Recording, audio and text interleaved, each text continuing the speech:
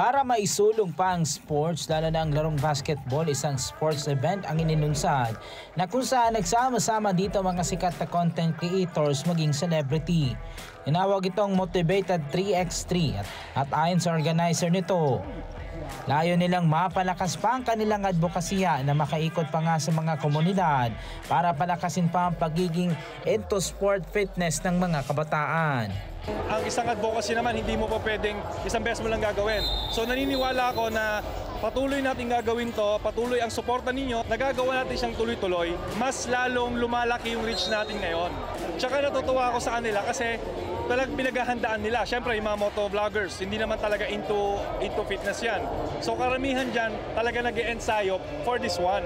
So natutuwa ako sa effort nila. Nagpakita ng galing sa basketball ang iba't ibang mga influencers maging celebrity. Bilang na dyan sa iba't ibang mga larangan tulad ng motovlogging at iba pa. Kabilang nga sa nagpakita ng galing din sa basketball ay si Albert Nicolas o mas kilala nga sa tawag na Asian Cutie na gumagawa din ng kanyang mga proyekto para makatulong sa mga kabataan. Kabataan ngayon madaming bulakbol.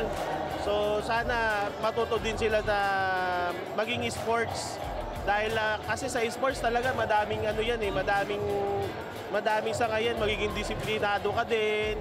At ako bilang influencer, gusto ko din mangyari talaga sa mga kabataan ngayon. Merong pinagkakabisihan na kagaya nito, yung mga ganitong palaro para mas disiplinado siguro ang magiging generation.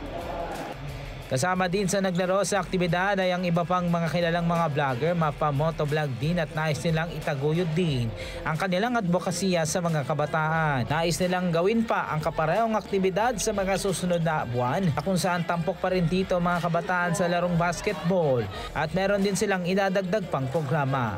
Aside sa magtutuloy-tuloy to, next season, baka maglagay na kami ng motivated kids. So sa mga bata naman kasi may mga influencer kids na rin. So ang bago kong gustong idagdag, yung mga magsisimula pa lang aspiring influencers, lalo ng mga bata, mahilig sa sports para magkaroon sila ng mas magandang content habang lumalaki sila. Gusto ko lahat maging into fitness para magkaroon tayo ng positive community. Erlo Bringas para sa 100%